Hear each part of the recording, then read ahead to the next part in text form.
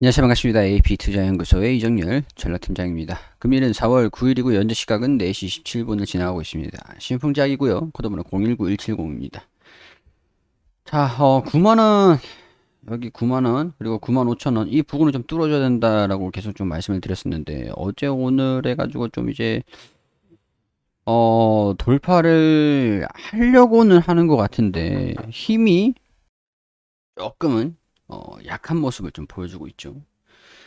단기 평선은 좀 돌파를 할지 여기를 돌파를 할지 안 할지 저도 좀 미정확합니다. 좀 지켜봐야 되는 부분들이라서 여기를 지금 대응 잡지 말자라고 말씀을 드렸던 거고, 여기 돌파하는 모습을 확인을 해보고 뚫고 올라가는 모습을 좀 보여주면 사실 저항 매물이 좀 나올 수밖에 없는 상황이에요. 여기서 우행보를 이런 식으로 한다라고 해도 이상하진 않거든요.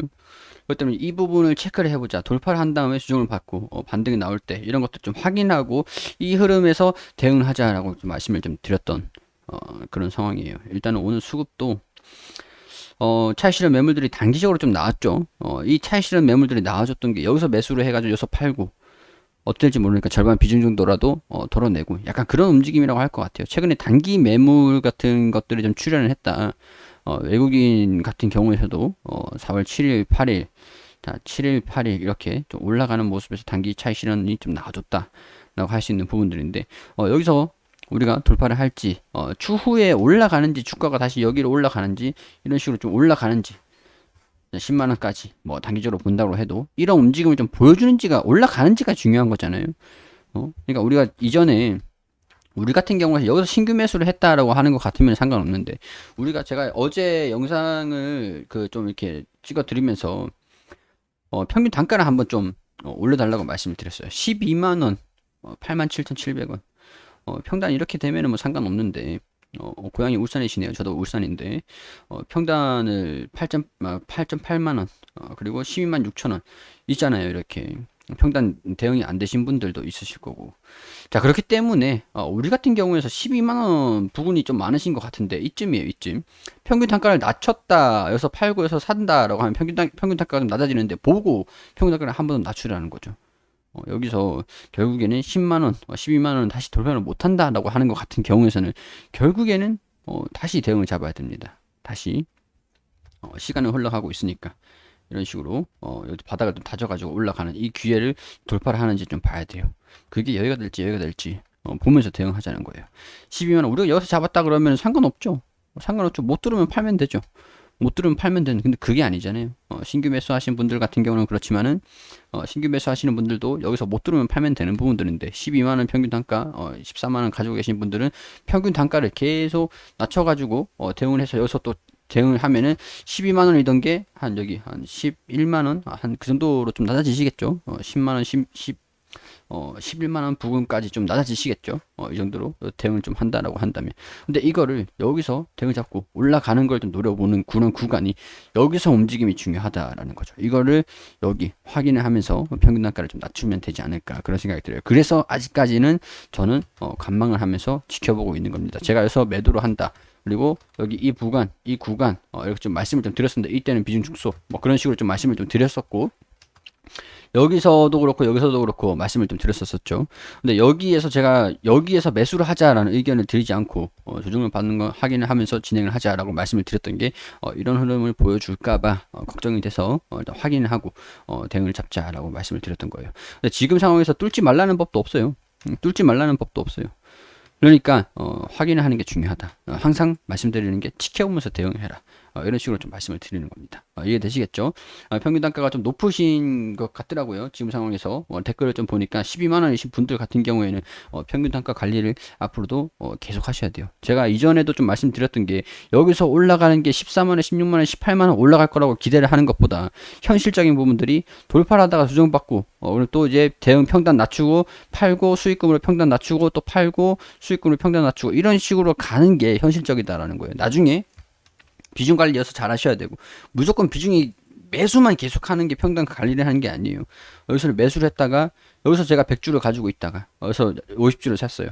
그럼 여기서 50주를 팔죠. 그럼 또 여기서 50주 수익 난 거 포함해서 뭐 50주를 사든가 뭐 그런 식으로 해가지고 평균 단가를 계속 낮추는 게 중요한 거죠. 이 타이밍에 전부 다 수익을 낼 수 있었다면 다행이지만은 너무 욕심 부리지 말자. 여기까지 올라가는 것까지 그렇게 말씀을 드렸었고, 여기서도 평균 단가를 낮추면서 보면서 대응하자, 이런 의견을 드리는 겁니다. 이해되시겠죠? 자, 이쯤 되면 제가 또 이런 말씀을 드려야죠. 저 또한 100%가 아니기 때문에, 판단은 여러분들이 해주셔야 되는 거다. 그렇게 또 말씀을 드릴 수밖에 없죠, 또. 자, 너도 나도 뛰어들었지만은 국산 코로나 치료제 개발에 먹구름이 끼치고 있다. 레키노나주 이후 셀트리온이 개발에 임상에 사용하고 있는 제23호 치료제를 주목했던 후보 의약품이 연이어 임상 실패, 효과 검증에 실패하고 있다는 것이다. 대웅제약, 정근당, 연이어 실패, 주주주 이렇게 나와주면서 신풍제약, 부강약품 임상 진행 중 결과에 촉각을 주시하고 있다. 자, 신풍제약은 이달 초 개최된 주주총회에서 자사가 개발 중인 코로나19 치료제 피라맥스 임상 2상 환자 등록을 완료했다고 밝혔다. 오는 7월 임상 2상을 완료하고 8월에 임상 3상에 진입한다는 계획이다. 근데 조건부 허가 신청에 대해서는 신중한 입장이다. 그래요. 아무래도 기술 수출 쪽으로 좀 염두를 하고 있는 부분들이다 보니까 그런 것 같습니다. 기술 수출 쪽으로 좀 보고 있는 것 같아요. 그냥 이전에도 기술 수출에 대한 얘기들이 좀 나왔었기도 했었거든요. 그렇기 때문에 조건부 허가 신청을 한다기보다는 마일스톤을 수령하려고 하는 그런 입장이 좀 커요. 근데 우리나라 기업들 같은 경우에는 임상 3상을 진입하는 것 자체에서 천문학적인 돈이 돌고, 그리고 제품을 만든다는 것 자체가 임상을 허가를 받아가지고 신청을 하는 것 자체가 돈이 들고, 제품을 만드는 것 자체가 돈이 들다 보니까 규모가 작은 제약사 입장에서는 정말 이런 게 힘든 부분일 수도 있어요. 어떻게 보면은 현실적인 부분들이, 그냥 마일스톤을 수령하는 부분들이 현실적인 대안이 될 수가 있습니다. 우리나라의 제약사들의 현 주소가 그래요. 현재 입장이. 천문학적인 돈이 들기 때문에 임상 3상에 진입하는 것 자체가 임상 2상까지는 할 수 있어요. 3상부터는 돈이 액수가 달라지거든요. 그렇기 때문에 가능성이 없다라고 하면은 보통 3상에서 포기를 합니다. 포기를 해요. 임상을 진입해가지고 가능성이 없겠다 싶은 부분들이 포기를 하고, 임상 2상을 완료하고 조건부 허가 신청을 하는 것, FDA에 신청을 하는 것도 금액이 엄청나게 들죠. FDA 승인을 받았다. 그럼 유럽도 당연히 승인이 나오는 건데, FDA에서 승인을 신청을 하는 것 자체가 돈이 엄청 많이 들어요. 임상 3상부터는 금액대가 달라진다. 그렇기 때문에 마일스톤을 수령하는 게 어떻게 보면 현실적인 대안이 된다. 근데 이 마일스톤에, 이 임상에 대한 효과가 있다, 뛰어나다, 그렇게 나와주면 기대감이 더 반영될 수 있는 부분들이 되겠죠. 이 기업의 가치, 이 실적에 대한 부분들이 증가될 수 있는 부분들이다 보니까 메가톤 신약 메가톤이 되는지, 아니면은 이도저도 아니게 밑도죽도 안 되게 그렇게 되는지, 그런 부분들은 봐야죠. 아직까지 알 수 없는 부분들이고, 이런 소식들이 나와주는 데까지는 시간이 필요하다는 겁니다. 언제 나와줄지는 모르죠. 관계자도 모르는 거예요. 이거는 관계자도 모르고 임상 결과가 어떻게 나올지도 모르는 거니까. 그래서 또 신중하게 대응을 잡아가자. 주가 움직임들을 다음 주에 보면서, 다음 주에, 오늘 좀 돌파를 못했으니까 돌파하는 움직임을 좀 보였다라고 하면 좀 괜찮았을 것 같은데, 나쁘진 않아요. 지금 사실 나쁘진 않아요. 주가 하락을 좀 방어를 했잖아요. 그렇기 때문에 나쁘진 않은 움직임인데, 다음 주 움직임을 좀 명확한 부분들이 움직임을 명확하게 보여줄지 살펴보면서 지켜봐야 될 것 같다. 그런 식으로 설명을 좀 드려야 되는 부분들인 것 같습니다. 자, 이런 부분들 참고하시고 신풍제약 대응 잡으시는데 평단이 좀 높으시더라고요. 이 움직임을 보면서 대응을 하다 보면은 이 정도로 좀 낮아지지 않을까, 그런 생각이 듭니다. 차근차근 차분하게, 우리는 시간이 많잖아요. 차근차근 대응을 하면은 좋으실 것 같아요. 그리고 우리 AP투자연구소에서 김영재 소장님께서 매일매일 무료로 종목을 추천해드리고 있습니다. 검색창에 AP투자연구소라고 검색하시면 상단에 홈페이지가 있습니다. 홈페이지로 들어오시면은 2021년 무료 추천 종목 여기 보이시죠? 여기로 들어오시게 되시면 여기 매일매일 종목을 추천드린 내역들이, 게시판들이 확인이 됩니다. 자, 4월 1일 금요일 무료 추천 종목으로 들어와 볼게요. 3전 2승 1패 이렇게 기록을 했는데, 자, 무조건 100% 수익이 나는 게 아니겠죠. 그렇기 때문에 손절가랑 목표가, 손절가, 그런 것들을 반드시 좀 지켜주시는 게 굉장히 좀 중요합니다.